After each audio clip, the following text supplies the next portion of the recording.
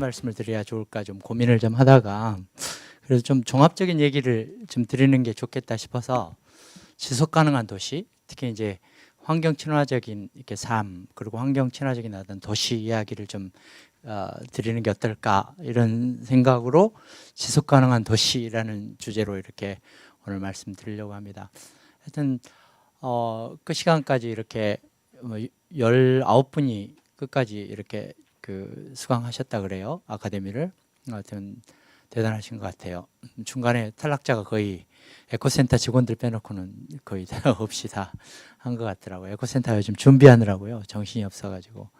또 중간중간에 또 많이 도와주셔가지고 그 프로그램 진행하는 데도 많이 도와주셨다는 얘기 들었습니다. 다시 한번 감사 말씀드리고요. 이렇게 지속 가능한 도시에 대한 이야기를, 근데 이게 조명이 있어가지고 잘 안 보일 것 같아서 먼저 좀 딱딱하지만 그 이외에 지금 우리가 환경이라고 하는 문제에 대해서 좀 다시 한번 생각을 해봐야 되는지에 대한 좀 시대적 흐름을 좀 볼 필요가 있는 것 같아요. 이제 혹시 경제학 같은 거 이런 거 학교 다닐 때 들으신 분 계세요?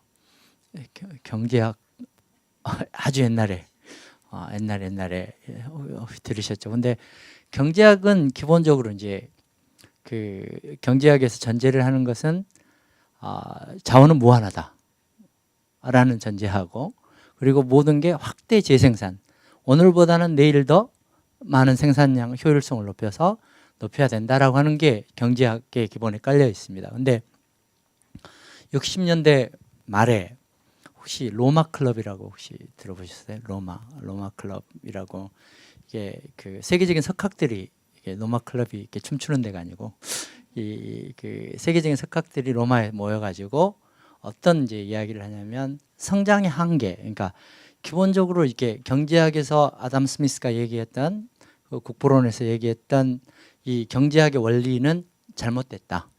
그러니까 그 심지어는 어떤 얘기까지 하냐면 경제는 있으나 경제학은 죽었다, 뭐 이런 얘기까지 얘기를 하게 됩니다. 그래서 그러면서 이제 성장의 한계 얘기가 나오고, 그 분위기에 이제 좀 왜곡된 부분도 있긴 하지만 70년대 들어서서 이제 그 오일 쇼크가 발생을 하죠. 73년 말 74년 이 정도에 이제 1차 오일 쇼크가, 우리는 쇼크지만 그때 이제 오펙이 결성이 돼 가지고 본인들이 그 석유 생산량을 마음대로 조정하겠다. 근데 거기에 그 이념적인 뒷배경이 된 게 뭐냐면 자원 내셔널리즘, 그러니까 이 자원 민족주의가 이게 되깔리면서 그 우리 자원에 대해서는 우리가 마음대로 관리하겠다, 이제 이런 이제 생각들이 계속 되어 오다가 또 79년에 한번 제2차 오일 쇼크가 발생을 하게 되죠. 근데 그게 여러 가지 이제 그 개발과 이게 환경 보존과 이제 맞물리는 얘기로 이렇게 진행이 되다가 80년대 이제 아주 거의 극단 상황에 많이 처하게 됩니다. 그러니까 그 80년대 이제 제일 크게 이제 터졌던 게 그 보르네오나 인도나 캐나다 같은 데서, 이제 캐나다는 이쪽 그 서부 쪽에 이제 로키 산맥 이쪽은 굉장히 따뜻해 가지고 지금 밴쿠버나 이쪽은 숲이 굉장히 좋잖아요. 근데 거기에 숲을 어떻게 했냐면 그 일본 회사가 들어가 가지고 그 에이션트 포리스트, 그러니까 고생님이라고 얘기를 하는데 뭐 엄청나게 직경 큰 나무들 있잖아요. 그걸 배에다가 뭘에다 썼냐면 신문용지로 썼어요. 이제 그런 게 이제 세계적인 지탄이 되기도 하고, 보르네오에 그 이제 원주민들이 자기 성지로 쓰던 곳들을 그 이제 개발을 하면서 그 원주민들을 거기에서 나 죽이고 들어가라, 뭐 이제 이런 것부터 시작해서 인도의 여성들이 그 이 나무를 베려고 하니까 전부 이렇게 껴안고 나를 베고 같이 베라, 뭐 이런 아주 저항에다가 또 그 이제 아주 크게 이제 이슈화됐던 것 중에 하나가 미국 서부에서 그 있었던 전백이 올빼미 스팟 아울 문제가 이렇게 대두가 되면서, 그러니까 벌채 회사들이 벌채를 하는데 전백이 올빼미의 서식지가 없어진다, 뭐 이거 가지고 분쟁이 붙어가지고 결국은 그 당시에 아마 클린턴이 대통령이었는데 클린턴이 이렇게 조정을 하면서 조금 이제 안화가 되는. 그러면서 이제 86년에 잘 아시는 브론틀란트라고 하는 그 이 네덜란드에 수상을 했던 이분이 그한테 위탁을 해서 만들어낸 이제 보고서가 있는데 Our Common Future라고 하는, 그러니까 우리의 미래라고 하는, 우리 공통의 미래라고 하는 그 보고서를 내는데 거기에서 이제 첫 번째 개념이 나온 게 이제 지속 가능한 발전에 대한 얘기가 나오게 되는 거고요. 그러면서 이제 92년에 리우에서 공식적으로 이제 187개인가요? 그 국가 영수들이 모여서 합의를 하는.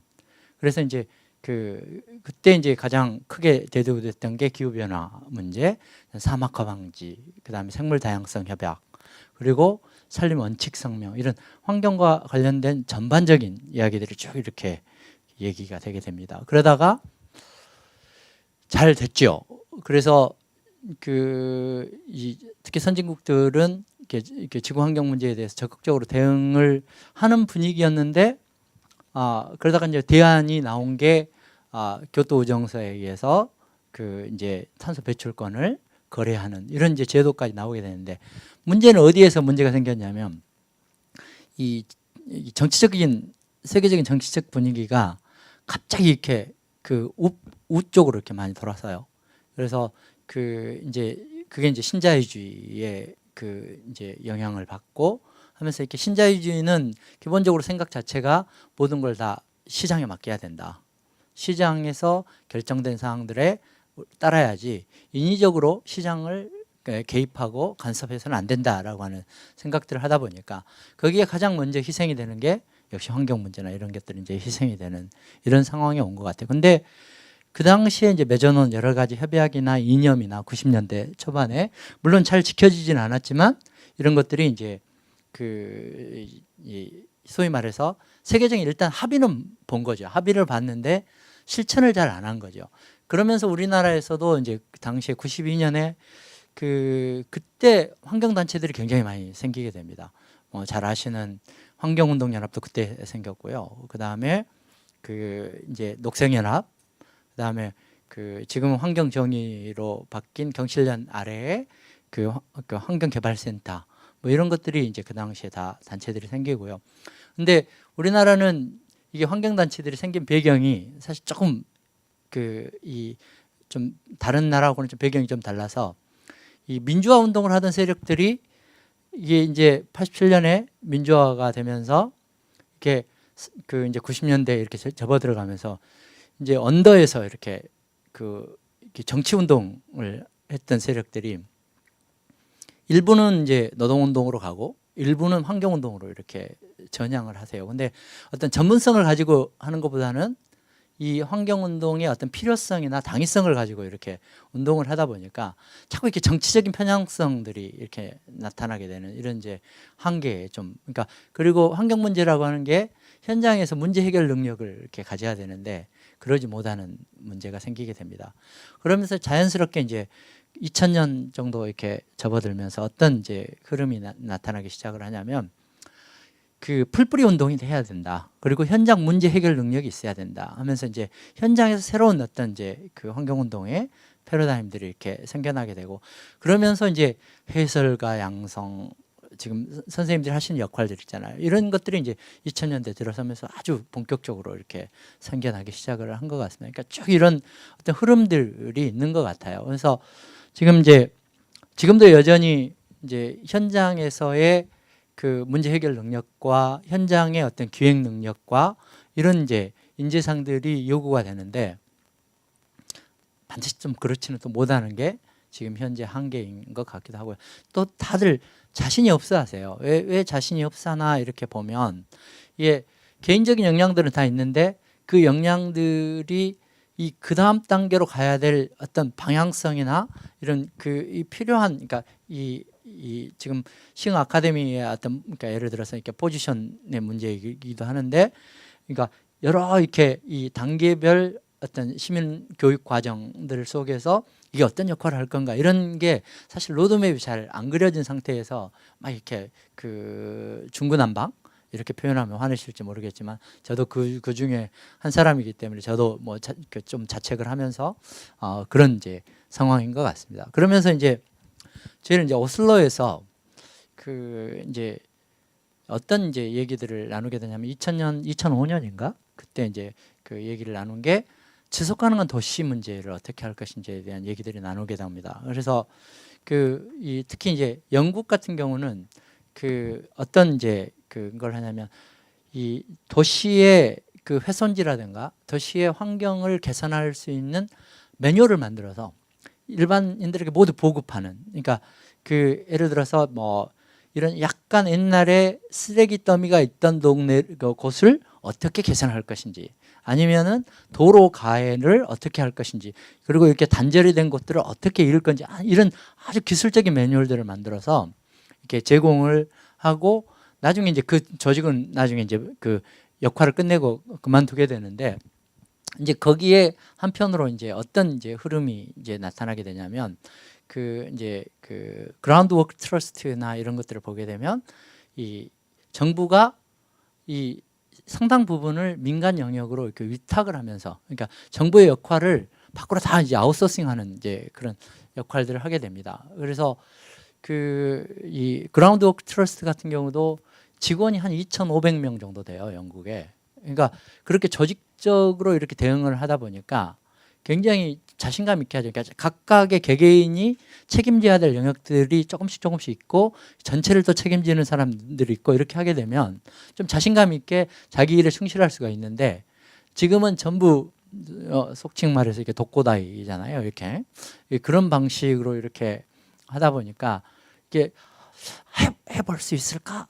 하면 잘할 수 있을까? 이런 이제 고민들을 아마 선생님들이 좀 많이 하고 있는 것 같아요. 그러니까 이게 그 시민사회의 움직임하고 정부의 정책적인 움직임들이 이렇게 자연스럽게 매칭이 됐을 때 굉장히 시너지 효과를 낼 수 있겠다. 지금 사실은 시흥에서 저도 이제 이렇게 시흥 객골 민간협의회라든가 여기에 이제 관여를 하면서 그런 이제 이 틀을 만들어 놓고, 그 틀 속에서 기존에 활동하시는 선생님들이 활동을 하시게 되면 훨씬 더 좀 이제 어떤 비전을 공유하면서 할 수 있겠다, 이런 이제 생각을 하게 되는 거죠.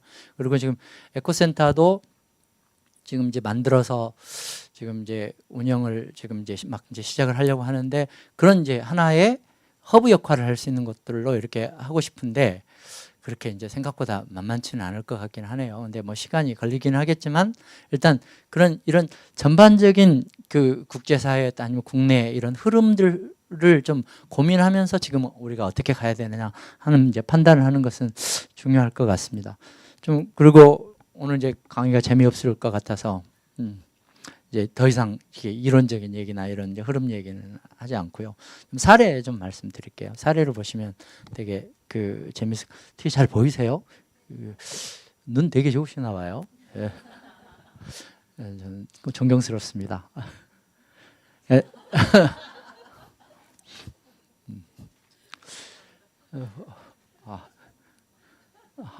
그게 자랑이죠. 뭐 보니까 이게 저도 이렇게 조금씩 한두 살, 아직도 전 속으로는 굉장히 젊다고 생각하는데 생각은 굉장히 젊다고 생각하거든요. 학생들한테도 니네들이 나보다 더 늙었다라고 내가 이 얘기를 계속합니다. 왜냐하면 저는 좀 무책임할 정도로 자유스러운 편이 좀 있어서 근데 꼭 그렇게 무책임하지는 않습니다. 근데 애들이 어떨 때 보면 굉장히 보수적이에요. 그대로 이렇게 뭐냐면 자기 고정관념대로 이렇게 움직이는 이렇게 틀이 있더라고요. 그래서 너네들이 신체는 나보다 젊지만 정신은 나보다 더 늙었다, 뭐 이제 구박하기도 하는데, 근데 사실 부러워서 하는 얘기고요. 역시 젊은 것만큼 좋은 게 없는 것 같아요. 젊은 것만큼 아름다운 게 없는 것 같기도 하고요. 막상 얘기해놓고 보니까 씁쓸하네.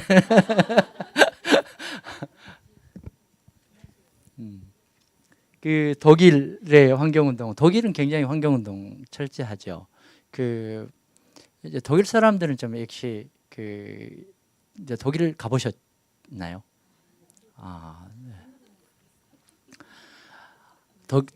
독일 사람들 쫀쫀하기가 말도 못합니다. 그리고 원래 습속 게르마니아들이잖아요. 그래서 아주 촌놈들이고요. 근데 굉장히 원칙적이고 그러니까 그리고 자기를 이렇게 방구석에 처박혀 가지고 뭐 꼼지락꼼지락 하는 거 되게 좋아하고요. 그러니까 기술의 발달이 이렇게 쭉 되는 게 그런 좀 성향들이 있는 것 같아요. 우리는 어벌쩍만 하지 실속이 없잖아요. 얘네들은 이렇게 전체가 잘 사는 걸 항상 이렇게 고민하는 것 같아요. 자기 집 앞에 뜰에 나무를 심었는데 나무가 크잖아요. 나무가 커서 일정 규격 이상이 되면 그거 자기도 마음대로 못 뺍니다. 왜냐하면 이미 이제 큰 이상 이게 이제 지역사회하고 경관하고 문제가 되기 때문에 그 시에서 허가를 받아서 베야 돼요. 그러니까 자기 뜰에 있는 것도 이렇게 지금 소유권 얘기를 하는데 그 소유권 제약이 굉장히 많습니다. 그리고 저는 이제 그 독일은 쪽 베를린 쪽하고 그쪽이 어디냐 국립공원 지역하고 이쪽 그 남부의 프라이부르그를 좀 주로 봤는데 프라이부르그 얘기를 좀 드리려고 합니다. 이제 프라이부르그는 이제 지도를 보시면 지도를 보시면 여기가 프라이부르그요. 이게 독일인데 이쪽이 프랑스고 이게 오스트리아고 그다음에 이쪽이 덴마크고 영국이 여기에 있습니다. 근데 이제 이게 이쪽에 프랑스의 산업단지들이 많아가지고 그리고 여기 산맥이 여기는 다 평야고요. 위쪽은 평야고 아래쪽은 이제 그 산악지대인데 이게 이쪽 넘어가면 이쪽에 이제 그 알프스 쪽하고 가깝다 보니까 산악지대고요. 그러다 보니까 이쪽에 그 대기오염 물질들이 가다가 탁 부딪혀가지고 산성우가 엄청 내려가지고 경각심이 굉장히 심각한 것이기도 하고요.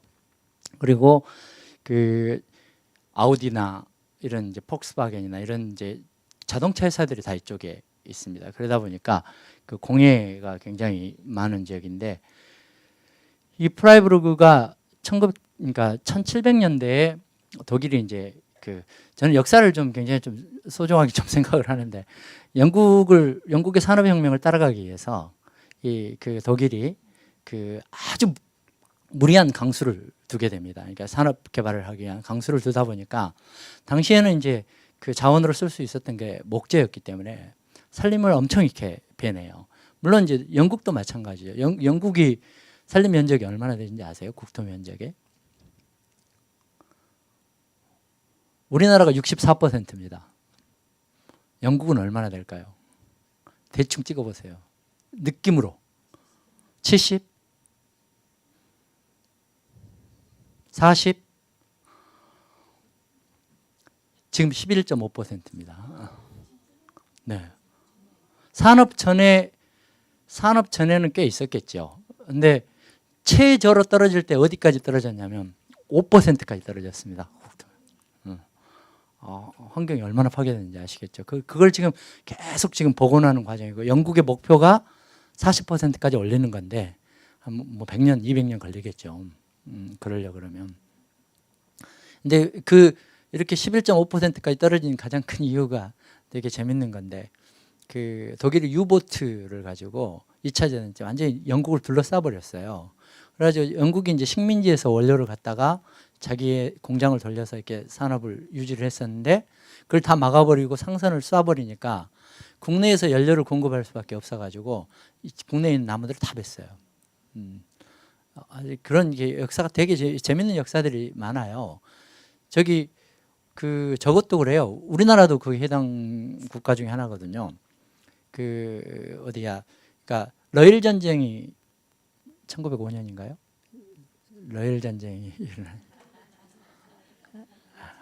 한 그쯤 될 거예요. 대충 근데 러일 전쟁이 발발한 직접적인 동기가 된 게 뭐였냐면 러시아가 압록강 주변에다가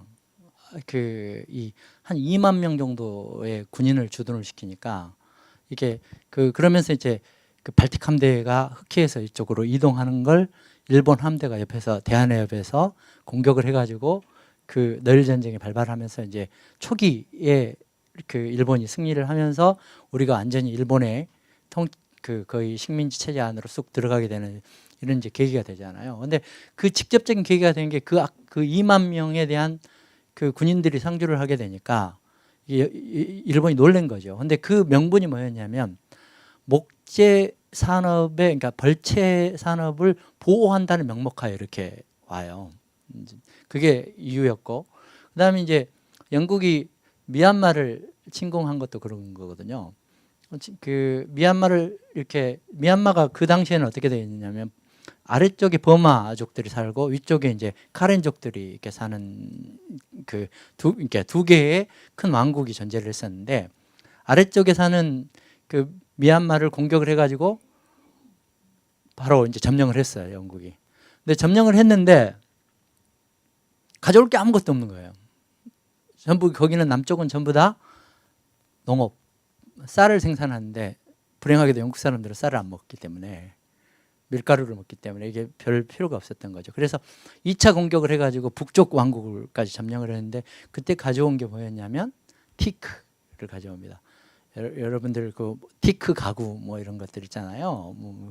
여기 이제 좀 중후한 느낌이 나니까 그 티크 가구를 가져가기 위해서 거기에 철도 넣고 코끼리로 이렇게 그 반출하고 하는 이제 이런 이제 그러니까 이 자연환경과 이렇게 식민지 지배하고도 사실 무관하지 않은 것들이 꽤 많습니다. 되게 재밌는 이야기들 많아요.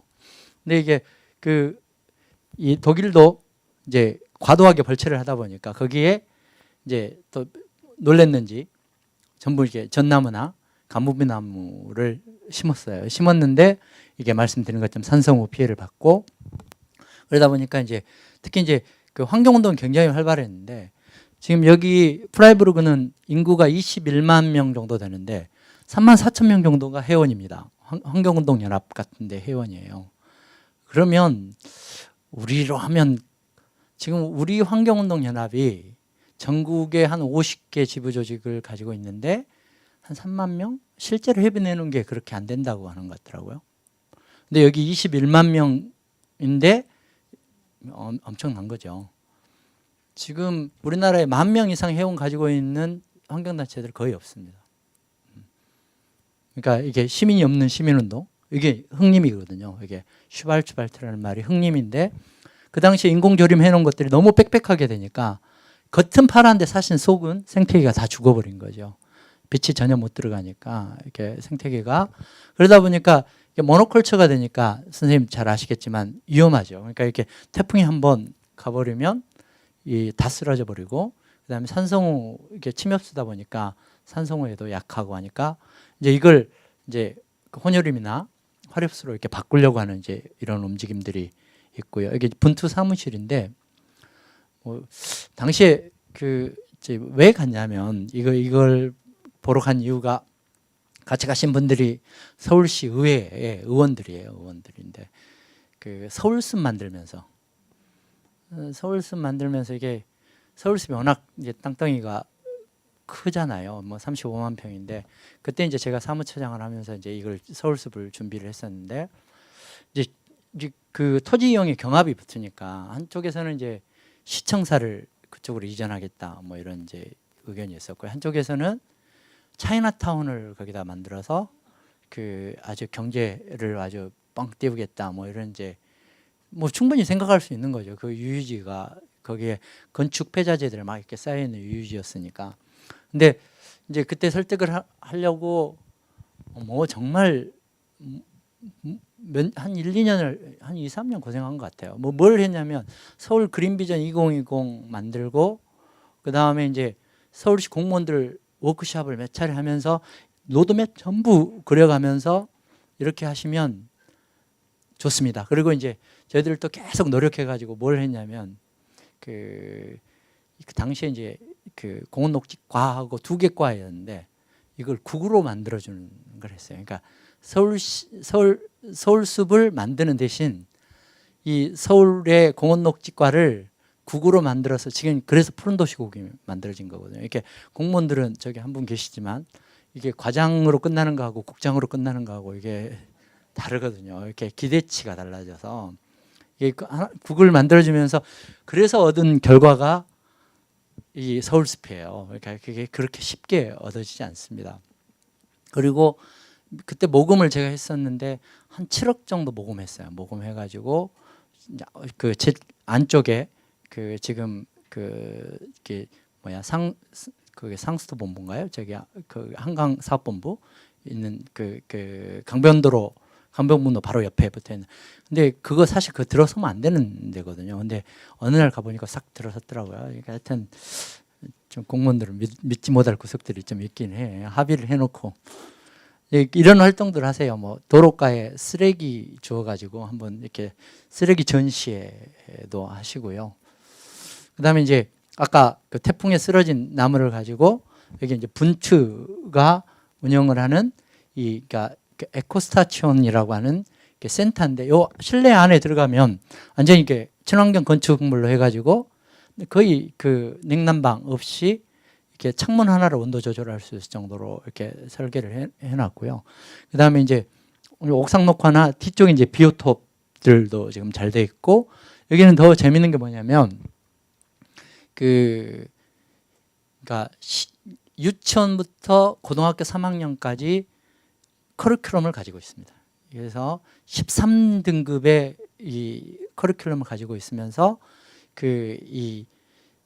여기에 프라이브루그의 학생들은 반드시 1년 1회 가서 교육을 받아야 돼요. 그러니까 이 환경이라는 게 이런 교육의 의무화가 좀 돼야 이런 게 가능한 것 같습니다. 그래서 또 주민들은 이렇게 텃밭 상추 안 심더라고요. 꽃을 심더라고요. 그러니까 좀 이제 공유의식이 굉장히 사실 중요한데 우리는 도시 농업 하라 그러면 대부분 먹는 거 심으시잖아요.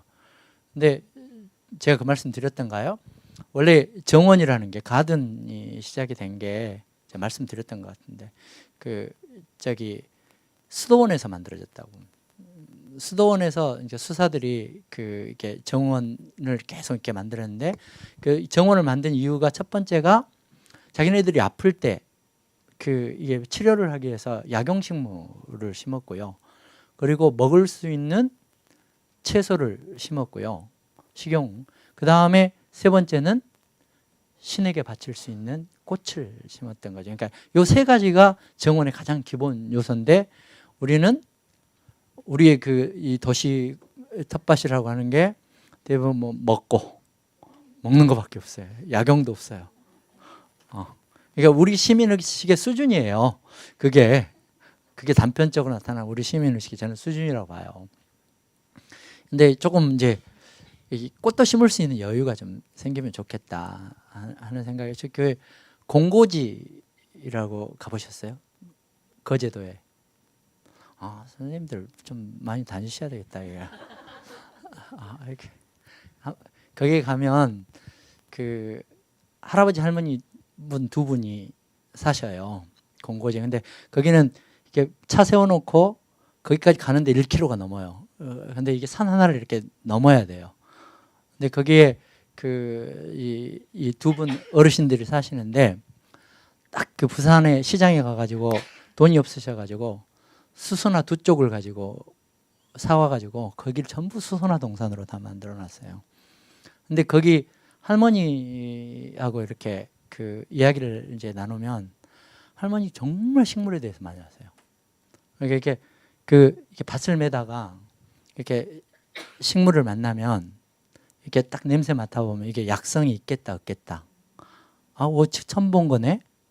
그러니까 아마 지금 태어나셨으면 대단한 내가 보기엔 학자가 되셨을 것 같아요. 근데 그 두 분 제가 무슨 얘기를 드리려고 그러냐면 그 두 분이 밭을 굉장히 많이 일궈요. 이것저것 많이 일구는데 자기 집 바로 앞에 집도 되게 이뻐요. 담장도 돌담으로 해가지고 되게 이쁘게 해놓으셨는데 바로 앞에 제일 밭의 핵심적인 공간에 꽃을 심으세요. 꽃을. 사계절 꽃을 키우시는데 그건 공소에 갖다 바칠 꽃이에요. 그러니까 성당에 바칠 꽃이거든요. 그러니까 그런 마음 이런 것들이 사람들을 많이 감동하게 하는 것 같습니다. 그러니까 이게 여기도 꽃밭을 이렇게 일구기도 하고 뭐 이렇게 여기 조금 퇴비장이고 이건 이제 벌통인데 이게 땅벌집하고 뭐 이렇게 벌의 여러 가지 특성들을 봐서 벌집을 만들어서 이렇게 하기도 하고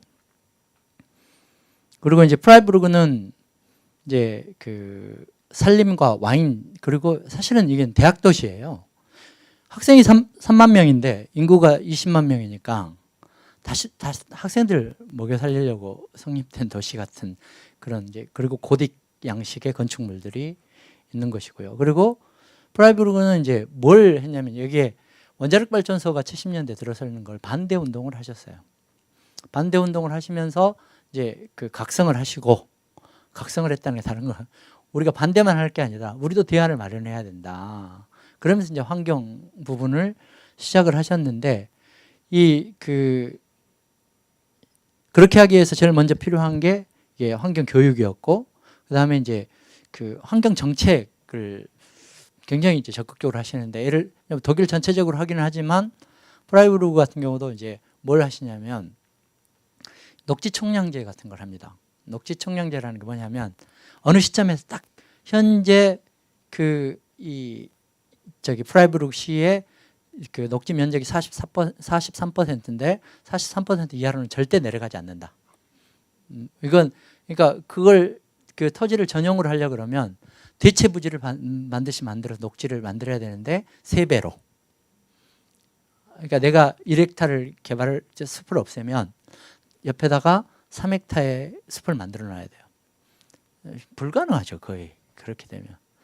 근데 왜냐하면 이게 좋은 생태계의 1헥타를 훼손했으니까 생태계가 열악한 3헥타를 만들어 놔야 똔똔 된다. 뭐 이런 이제 논리인데, 그러니까 쉽게 개발을 못하고, 제가 이제 한 사례지를 하나 가서 봤는데, 거기 같은 경우도 다는 못하고 1대1 정도는 대체부지를 마련하고 2배에 대해서는 기금으로 이렇게 조성을 해서 그걸 가지고 이제 환경 개선 사업에 이렇게 쓸 수 있게끔 이렇게는 하더라고요.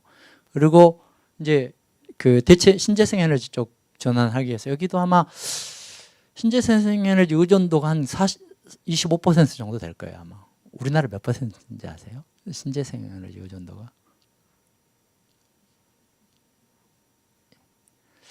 환경부는 한 2% 된다고 얘기하는데요. 1% 정도 되는 것 같아요, 실제로 1%. 근데 그 대부분 뭐냐면 공장에서 나오는 폐자재를 다시 그 공장의 연료로 쓰는 정도, 이런 정도가 굉장히 많고요. 실제로 지금 그 신재생 에너지가 활성화가 거의 안 돼요. 그 이유가 뭔지 아세요? 제일 큰 이유가 요즘 태양광 발전하는 회사들도 많고, 지금 시흥에도 만들어졌잖아요. 햇빛 발전소 없나요? 있죠. 잘 안 돼요. 되게 어려워요. 이게 왜 되게 어렵냐면 한전 때문에 그래요. 한전 때문에. 한전이 이렇게 전원특별법을 가지고 있어가지고 그 매전료를 본인들이 결정을 합니다. 매전료가 너무 싸요. 근데 후쿠시마 일어난 다음에 일본 같은 경우는 매전료를 4배 정도 올렸어요. 안 그러면 자기네들이 이제 원자력 발전소 가동 못하지, 전력 공급은 해야지, 아주 심각하니까 신재생 에너지 쪽을 유도하기 위해서 이렇게 매전료를, 그건 진짜 국가 차원에서 올려야 돼요. 혹시 가족 중에 한전에 근무하신 분 있으신가요? 이실 짓고 얘기하세요. 아니, 더 이상 욕 안 하려고. 공사들 직원들 1인당 전용 면적을 이렇게 쭉 전부 누군가가 계산을 해보니까 한전이 압도적이더라고요.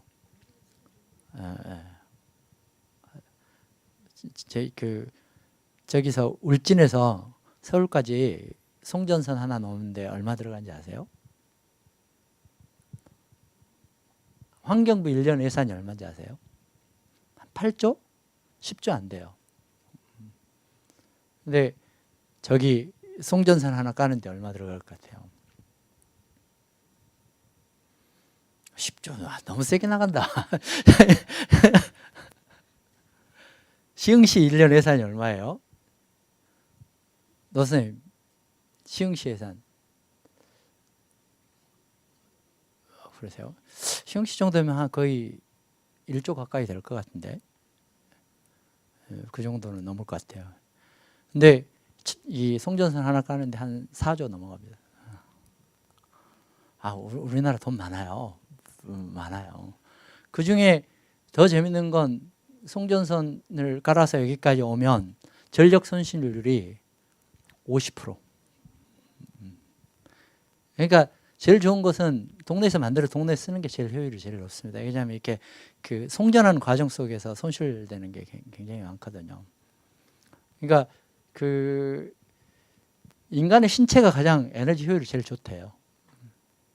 먹으면 바로 이렇게 다 에너지로 되니까 에너지 효율이 굉장히 떨어집니다.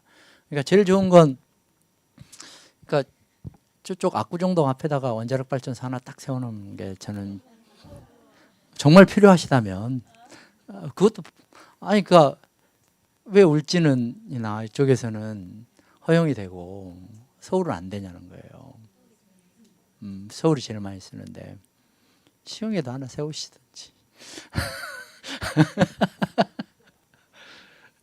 그래서 이제 이 그 브라이브루그는 이제 솔라 산업을 굉장히 이제 활성화를 시켰는데 유기농도 그렇고 에코모니 재정도 굉장히 중요합니다. 이게 그 이 친환경 그 산업을 하려 그러면 이 그 저기 홋카이도에 그린 펀드라고 하는 회사가 있는데 이제 태양광 발전을 하는 회사예요.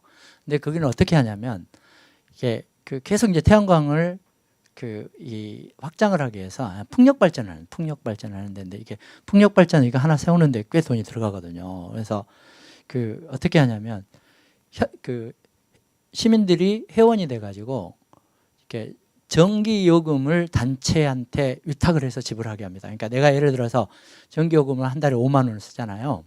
그러면 여기서 5만 5천 원을 이쪽으로 보냅니다. 그 단체에다 주면 그럼 5천 원은 남기고 5천 원을 5만 원은 이쪽에 이제 그 전력회사한테 지불을 하고 그 5천 원으로 계속 기금을 마련하는 거죠. 그러면서 본인은 4만 5천 원으로 전력 소비량을 줄이는 약속을 하는 거죠. 10% 제감을 하는 거죠. 그러면 5만 원이 이제 결과적으로 에너지 전략을 해서 그 기금을 마련해서 계속 이제 그걸 가지고 회사를 만들고 또 만들고 해서 풍력 발전을 계속 이제 확장해 나가는 방식의 그린 펀드 이런 것들을 하게 되는데, 그러니까 보통 이제 우리는 이런 이제 기금 조성 펀드 이런 것들이 굉장히 기재부나 이쪽에 통제를 많이 받아요. 이렇게 그 기재부에 있는 사람들이 제일 알레르기 반응을 일으키는 게 기금입니다. 왠지 아세요?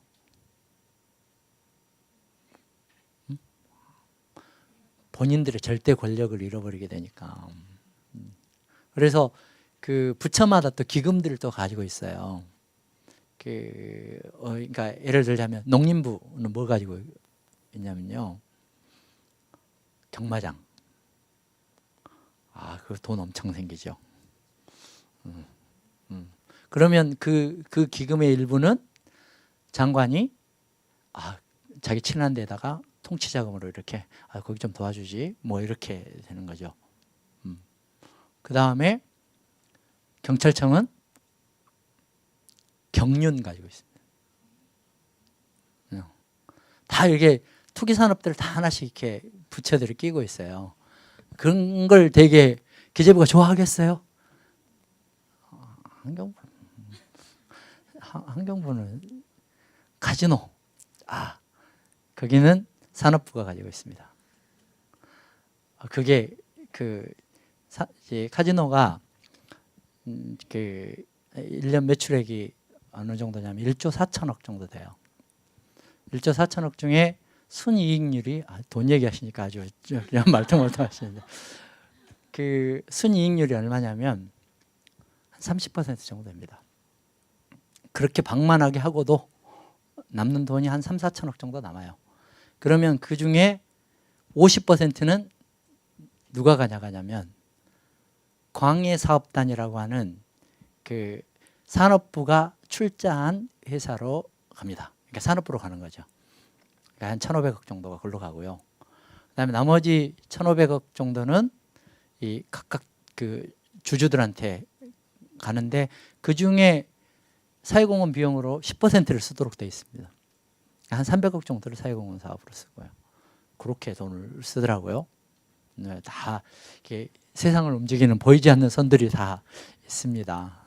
너무 근데 제가 조, 천 막 이렇게 얘기해서 좀 위화감을 조성하는 게 아닌가 싶기는 한데, 이 도시 전체가 그러니까 드라이잠 같은 축구 경기장도 그렇고 학교, 그 다음에 이 사진을 많이 보였죠. 뭐 이렇게 해 따라서 돌아가는 건물이고, 그다음 퍼시픽 주택들 좀 미관은 좀 그렇긴 하지만 뭐 엄청나죠. 지금 그 우리나라도 지금 이제 원자력 한기 줄이기 운동을 서울시에서 지금 하고 있는데, 시흥에서 저는 가능할 것 같긴 한데 보급하면, 근데 정말 매전율을 높여주지 않으면 이렇게 활성화되기 힘들어요.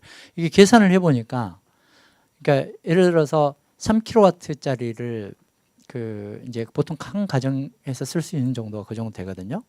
그걸 설치를 하면 설치 비용의 50%를 보조금을 줍니다. 그래도 한 500만 원 들어가요, 개인 가정에서. 근데 거기다가 더 재밌는 건 진짜 한전 나빠요. 한전 나쁜 그 이유가 뭐냐면, 이게 그 분전기가 이게 이 계측기가 반대로 돌아야 되잖아요. 이렇게 역으로 전기를 생산을 하면 그러면서 돈을 이렇게 마이너스를 시켜야 되잖아요. 이게 그걸 기계를 다는데 500만 원이 더 들어가는 거예요. 짜증 나죠. 아주 짜증나는 집단들이에요. 그러니까 그걸 그 상환하는데 걸리는 시간이 한 8년 정도 걸리더라고요. 그러니까 그 태양광을 설치를 해서 전력을 해서 이제 전기 요금이 줄어든 것들을 가지고 설치 비용까지 이렇게 똔똔되는 시기가 한 8년 걸려요. 근데 사실 8년이라는 게 그 일반 시민들한테는 조금 투자하기 좀 그렇거든요. 특히 나이 드신 어르신들은 뭐 내가 언제 그 안에 죽을지도 모르는데 내가 뭐하러 그래? 뭐 이제 그런 얘기들을 서슴지 않고 하시더라고. 그다음에 이제 유기농도 역시 이제 먹거리 문제도 굉장히 중요한 문제죠. 이렇게 에너지도 그렇지만, 그 독일은 그 이제 인증 시스템이 굉장히 잘 되어 있고요. 그 다음에 그 한번 선생님들도 그거 혹시 글재주가 있거나 이렇게 잡지를 한번 만드실 생각이 있으시면, 여기는 그러니까 어떤 잡지를 발행을 하냐면, 그 자기네들이 인증한 그 이제 그 농산물이나 이런 것들에 대해서 전부 잡지에다가 해서 소비자들이 아주 선택할 수 있게끔 다 이렇게 합니다. 그러니까 지금은 이제 온라인으로 다 정보를 제공하죠. 그러니까 어디에서 온 어떤 농산물들이 어떤 정도의 이 오염이 됐고 안 됐고 이런 것들을 다 판단해서, 그러니까 소비자들이 선택할 수 있는 정보들을 이렇게, 그러면 소비자들이 공부를 좀 많이 하긴 해야 되죠. 근데 우리는 사실 유기농 매장에 놓여 있는 게 지금 뭐 한살림이나 이런 데는 신뢰를 하니까 그렇지만, 사실 백화점에 놓여 있는 것들이 어느 정도 친환경 제품인지 그걸 알 수는 없어요. 정확하게 이렇게 그 데이터들을 딱 해서 이렇게 제공을 한 게 아니기 때문에. 갑자기 또 가식이 또 그러시면 그리고 이제 이 프라이브루그는 이제 교통 시스템을 정비를 했는데요. 에너지 소비량을 줄여야 되니까. 그러니까 원자력 발전소를 반대를 하면서 에너지를 생산하는 거하고 에너지를 소비량을 줄이는 걸 고민을 해야 됐으니까 자전거 도시로 전환을 하는데, 그리고 이제 대중교통을 굉장히 이제 그 활성화시켜서 이렇게 외곽에다가 이 큰 주차장을 요 주변에다가 해놓고 시내 안에는 이 대중교통을 타고 들어오거나, 자동차를 타고 들어오면 속도 제한이 30km입니다. 그러니까 자전거 속도하고 비슷하게, 그러니까 더 정말 빨리 달릴 수 없게. 그리고 당연히 자전거 도로 전용 도로가 있어서, 자전거 전용 도로는 차량은 물론이고 사람도 방해하면 안 돼요. 자전거가 최대한 빨리 갈 수 있게끔 해야 되고, 이제 처음에는 여기도 그 반대를 했다 그래요. 그 이제 시민들이 굉장히 반대를 했는데, 특히 중심가에 있는 분들이 이렇게 차를 못 들어오게 하면 안 올 거다. 근데 차를 가지고 가는 데는 대부분 대형 마트예요. 대형 마트. 그러시지 않나요? 그러니까 대형 마트가 손해라는 거지 일반 작은 가게들이 손해는 아니에요. 이게 그 이동하는 속도가 천천히 가기 때문에, 걸어가기 때문에 충동 구매도 있을 수 있고요.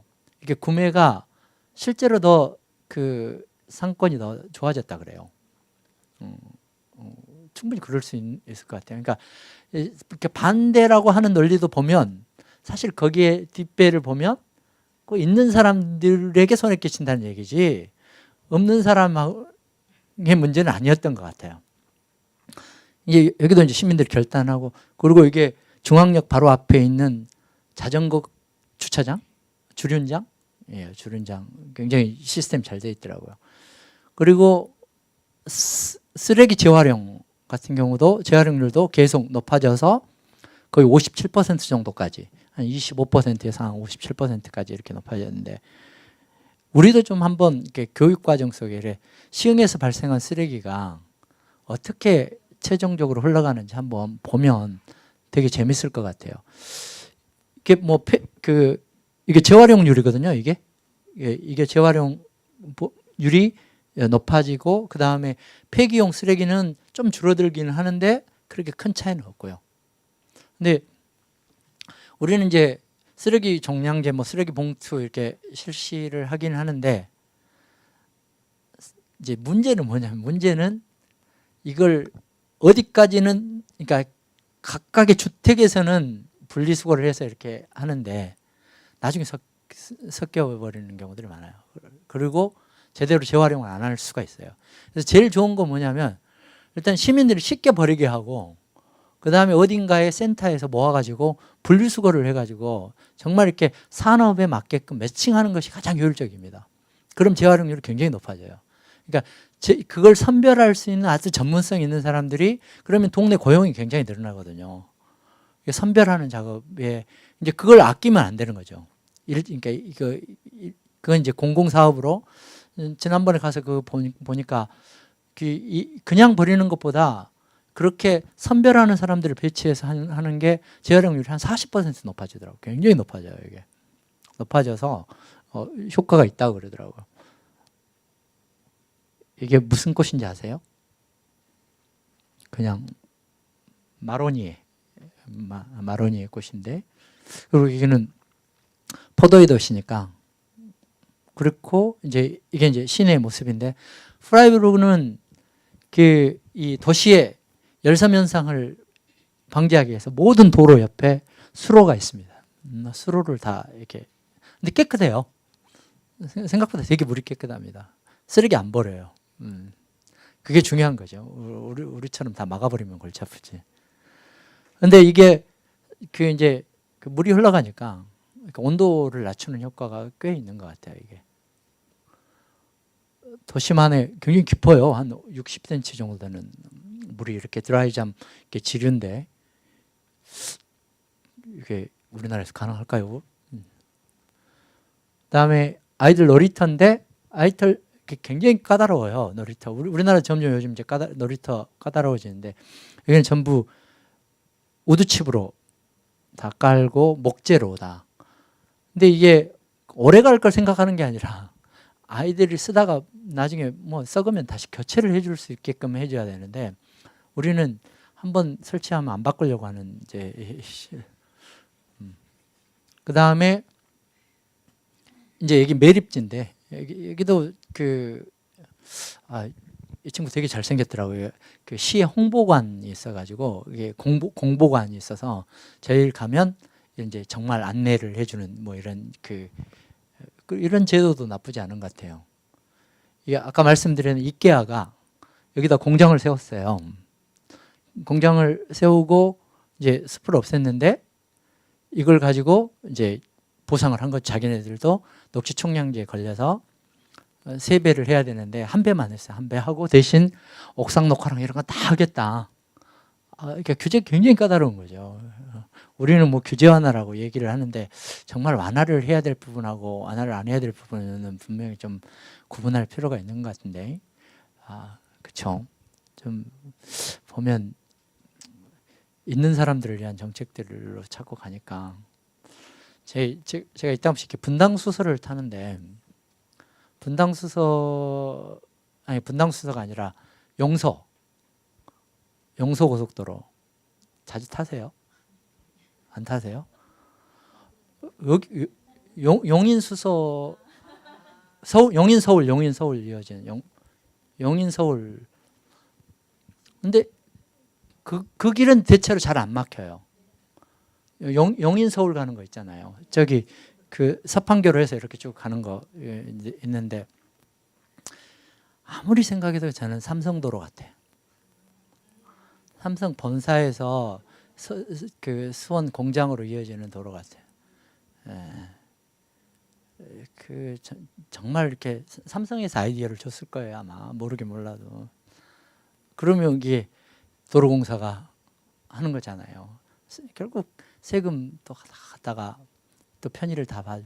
막 거기 좋다 이거예요. 그러면 또 그만큼 국민들을 위해서 어떤 공기업으로서의 역할도 좀 해야 되는 부분들이 좀 있는 거죠. 이렇게 쓰레기 매립장 이거 난지도가 더 잘해놓은 것 같아요. 여기 보고 했대요. 그리고 이제 그 숲을 이렇게 돌아보는데 이 사람들은 이렇게 숲을 이렇게 그냥 놔두는 게 아니라 계속 관리를 해서 요 보이시죠? 이게 장닭 더미들 이거 팔아요. 그냥 25유로인가 정도 하던데 그러면 저거 그러니까 숲을 계속 관리를 해주는 거죠. 심지어는 어느 정도까지 관리를 해줘. 이거 왜 생겼냐면요. 이제 우리는 논농사를 짓지만 이 사람들은 밭농사를 지니까 주로 지하수 문제가 가장 심각합니다.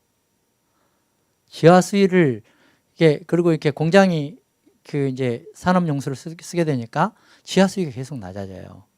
그래서 지하수위를 높이려고 이케아에서 공장 페이스를 완전히 정화를 해가지고 이리로 가져옵니다. 이를 가져와 가지고 사방으로 숲으로 쫙 물을 뿌려주는 거예요. 그래서 지하수위를 자연스럽게 흡수할 수 있도록 이렇게. 그러려고 그러면 여기 숭어도 살아요. 그러니까 굉장히 이 수질 개선을 해가지고 넣는 거죠. 안 그러면 뭐 숲이 다 망가져 버리니까 오염물질이 들어가 버리면 그런 이제 그 노력들 그러니까 우리가 상상하기 힘든 이런 노력들까지도 하는 것 같아요. 이런 느낌인데 자연스럽게 이렇게 숲속으로 이렇게 물이 스며들어갈 수 있도록. 스웨덴인데요. 스웨덴도 안 가보셨죠? 말메라고 하는 곳인데 이렇게 신도시예요. 이게 신도시인데 여기도 이제 굉장히 그 에너지 문제나 이런 부분들을 신경을 써서 지금 시간이 많지 않으니까 좀 사진 중심으로 해서 보여드릴게요. 이건 이렇게 이제 상징물로 랜드마크라고 그러죠. 랜드마크 건물이고 그리고 이렇게 수로나 이런 것들이 지금 다 생활 오폐수들이 바로 처리가 돼서 그 하천으로 다 흘러 들어가게끔 이렇게 되어 있고요. 그리고 이제 이 아파트 단지의 안에 서민주택인데 서민 아파트인데 안쪽에 중정을 놔두고 보시면 이게 전부 이게 뭐냐면 우수를 다 저장할 수 있는 탱크들이 다 돼 있어가지고 지하로 여기서 우수를 나오는 거 가지고 전부 이렇게 정원을 가꾸고 하는 일들을 합니다. 그러니까 이게 물 관리 엄청 하더라고요. 여기에 흘러가는 이 도랑이 흘러가는 물들도 다 지금 우수로 처리를 하고요. 그리고 이제 옥상 녹화나 이런 부분들은 기본적으로 지금 자세히 보니까 이렇게 다 우수 배수관들이 다 이렇게 연결이 다 돼 있어요. 근데 우리는 어떻게 되는지 아세요? 빗물 내려면 하수하고 섞여요. 하수하고 섞여가지고 처리량만 많아지는 거죠. 그러니까 우수가 맞죠, 팀장님? 우수 처리하는 데 없잖아요.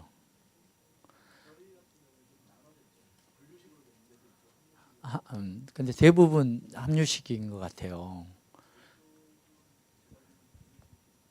이쪽이요. 신도시 쪽은 그렇죠. 저쪽 청계천도 복원할 때 그게 좀 난감했어요. 왜냐하면 이렇게 분리수로로 이렇게 되어 있는데 이게 우량이 많아져 가지고 그쪽 보도까지 이렇게 넘쳐버리면 이게 섞이게 돼 있어요. 이게 비가 조금 할 때는 문제가 안 되는데 섞여버리면 이제 그 우수하고 이렇게 하수하고 이렇게 섞여버리면 이제 골치 아프고 문제가 생겨서 그게 좀 고민거리였던 것 같아요.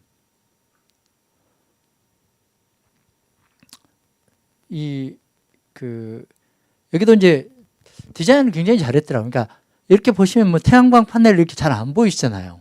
다 감춰놨어요. 이게 다. 이런 게 예를 들어서 태양광 파넬이고, 이게 이제 디자인 감각들까지도 굉장히 좀 이제 높아지는 것 같아요. 여기는 언제 한번 겟돈보스 한번 갔다 오시죠. 괜찮습니다. 이렇게 그 덴마크하고 스웨덴하고 경계 지역인데 헬싱보르그라고 하는 이게 그 섹스피어의 4대 비극 중에 하나인 리오 왕의 무대가 됐던 곳인 것 같아요. 이게 성이거든요. 햄릿 제가 실수했습니다. 햄릿의 배경이 됐던 성이고요. 여기도 이제 공공시설들도 좀 이렇게 쭉 보니까 학교 같은 경우도 대부분 태양광 이런 것들 다 지금 설치하고 있고, 이게 10분밖에 안 걸려요. 이렇게 덴마크에서 스웨덴 가는데 10분밖에 안 걸려서, 그러니까 요 해협에 딱 지키고 섰다가 지나가는 배들 다 약탈하고 하는 해적들이죠. 뭐 다른 게 있나요?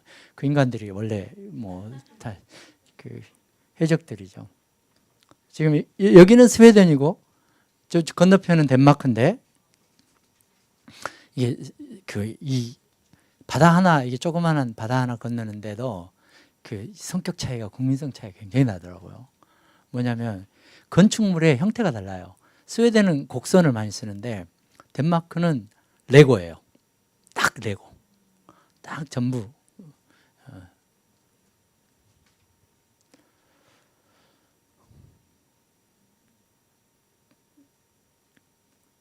이게 다 지금 판넬이거든요. 이게 디자인들을 잘하는 것 같아요. 제가 오늘 이제 중점적으로 이제 말씀드리려고 하는 게 그 덴마크의 에코빌리지에 대한 얘기인데, 아마 다들 이상적으로 좀 한 번쯤은 좀 꿈꿔보실 수 있을 만한 이야기인 것 같기도 하고. 핀드원은 혹시 얘기 들어보셨죠? 영국의 핀드원 같은 경우는 이제 생태 공동체로 해서 공동체 생활을 하는 건데, 이 생태마을, 이렇게 젠이라고 하는 생태마을 네트워크가 유럽 쪽은 있어서 젠의 도움을 받아가지고 저희들 이제 했었는데, 이게 지금 이제 핀드원에서 여기는 만장일치 제도로 이렇게 같이 항상 마을 공동체들이 같이 회의해서 할 건지 말 건지를 이제 결정하는 방식이고요.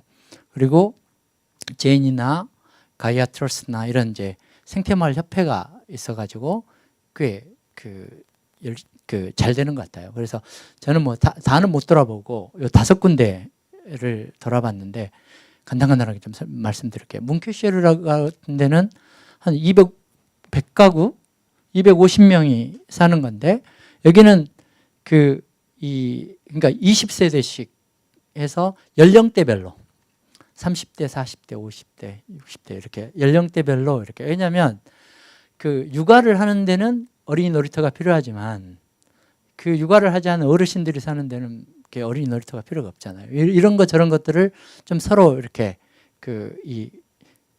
공유할 수 있게끔. 뭐 이 센터는 옛날 농가를 그냥 그대로 살려가지고 공동 작업을 하고요.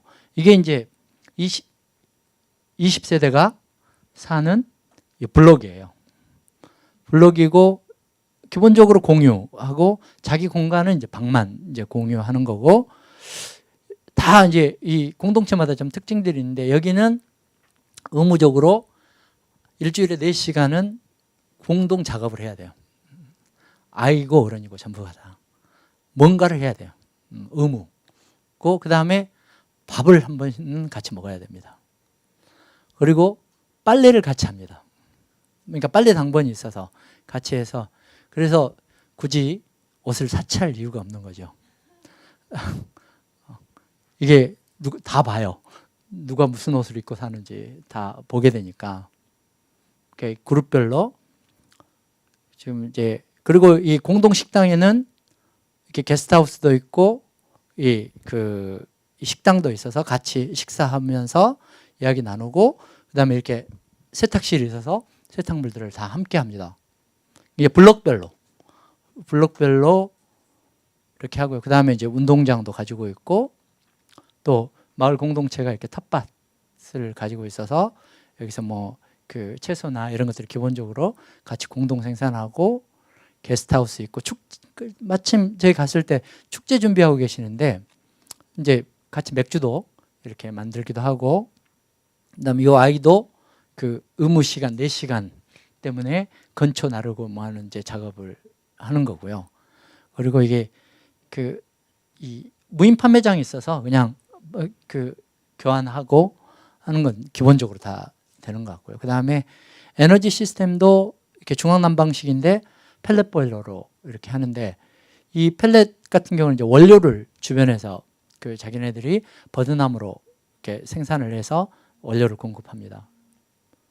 그리고 스파눔이라고 하는 데는, 여기는 이제 건축물이 굉장히 요 공동체는 커먼하우스는 이제 그 마을 그 회관 같은 데죠. 근데 여기는 매일 같이 밥을 먹습니다. 그리고 소득이 많든 적든 급여를 받으면 전부 다 내놓습니다. 그리고 나갈 때 정착금만 내줍니다. 여기서 나간다고 하면 그래도 나가서 새로운 정착을 해야 되니까 그 정착금하고, 근데 이 마을에는 한 400헥타 정도의 농장을 가지고 있어서 자체 생산도 소도 키우고 농장 생산도 하고요. 꽤 잘 살아요, 마을 자체가. 그 다음에 태양광 발전을 해서 전력은 다, 태양광하고 풍력 발전을 해가지고 전력은 다 자립합니다. 여기는 다 자립이고요. 이거 어떻게 보면 이게 지금 자기네들 농장에서 지금 소 키우고 당근 키우고 해가지고 지금 이렇게 생산하는 거고요. 마을 이렇게 판매장도 뭐 다 이제 그 무인으로 하고 있고, 풍력 발전하고 있고, 그 다음에 이제 옛날 아마 학교였던 것 같아요. 이 건물을 좀 이제 다 입주자들이 공간을 나눠서 쓰고 하는, 좀 여기는 굉장히 공동체 규율이 좀 세서요. 그러니까 뭐 어떻게 보면 선진국이 우리나라보다 훨씬 사회주의 국가예요. 이거 뭐 이게 공유자산이잖아요. 이게 공산주의잖아, 말 그대로. 그러니까 좀 이 그 헛사라고 하는 데는, 여기는 이제 조금, 여기는 좀 이제 100여 명이 처음에 했는데, 여기는 어떤 이제 그 생각을 했냐면, 이 공동체 마을을 만들면서 돈이 좀 필요하니까 정부하고 협약을 해가지고 정부의 장애인 시설을 마을 한가운데다 유치를 했어요. 그래서 이제 그 장애인들을 케어하는 역할을 하면서 거기서 소득이 발생을 기본적으로 하고, 그러니까 우리는 지난번에 상계동 보니까 저기 한쪽에 이렇게 복지시설들을 다 이렇게 한쪽으로 몰아놨어요. 그러니까 우리는 이게 복지시설들 대체로 혐오시설로 생각을 하는 경우들이 꽤 많거든요.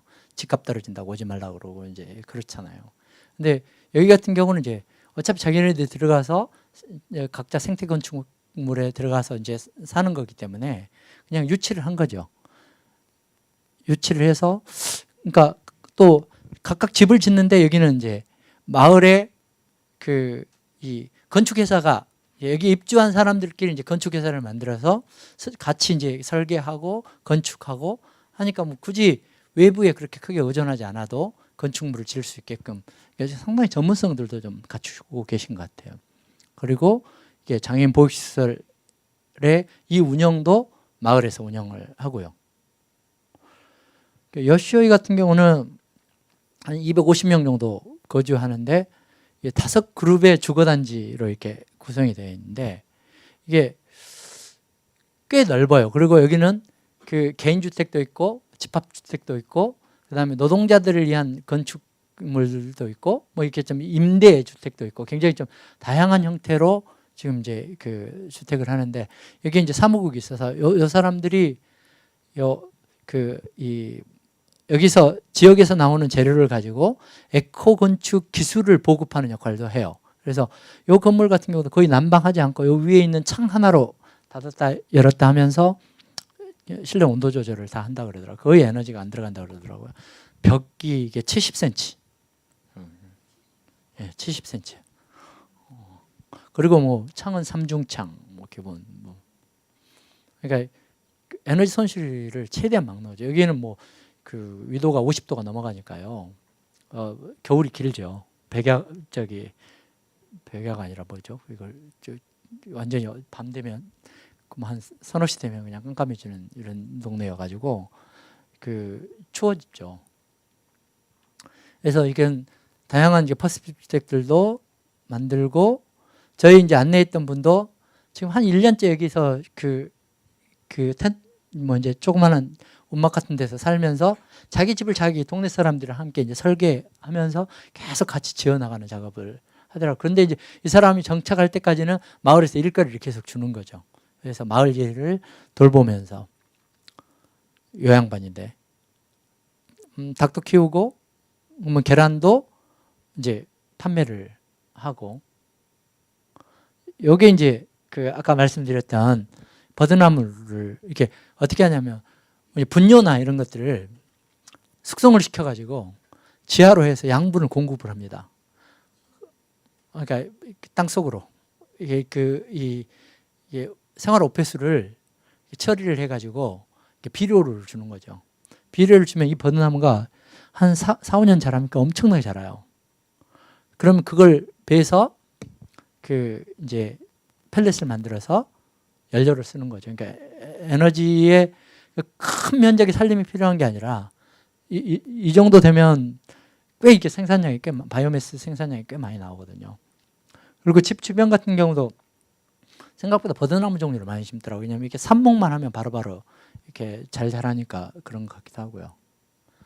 그리고 이제 커먼하우스에다가 이렇게 게스트하우스 운영하고 여기 이제 놀이터인데 놀이터 가서 여기 여자애들 이제 저희 가니까 도망가는 건데 이게 동서고금을 막론하고 이렇게 여자애들은 참 재밌더라고요. 이게 자기네들만의 이렇게 숨은 공간 거기 앉아가지고 셋이 속삭 이렇게 수다 떠는데 되게 이뻐 보이더라고요. 그러니까 근데 문제는 그런 애들이 약간 숨어서 보일 듯 말 듯한 공간을 만들어주는 게 중요하더라고요. 이게 설계를 할 때. 근데 그런 배려들이 굉장히 잘 돼 있어요. 이게. 그다음 이제 마지막으로 여기는 이제 코펜하겐 안에 있는 크리스티아나라고 하는 히피들이 이렇게 집단적으로 사는 동네인데 여기가 이게 요새예요. 요새. 해자가 있고 요새인데 옛날에 해군의 병참 지역인데 이렇게 뾰족뾰족하게 해놓은 이유는 아시죠?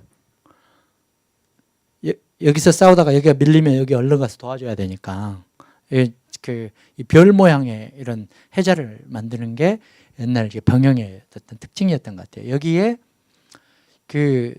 이제 코펜하겐에서 히피족들을 전부 집단적으로 이렇게 하는데 여기를 어떻게 이제 밖으로 열어놓기도 그렇고 또 안에 그대로 방치하기도 그렇고 하니까 여기를 이제 자치 조직으로 이렇게 만드는 걸 하더라고요. 지금도 뭐 마약하고 뭐 이렇게 대마초 피우는 건 기본이고 이렇게 마약은 못하게는 하는데 그냥 한다 그래요 다.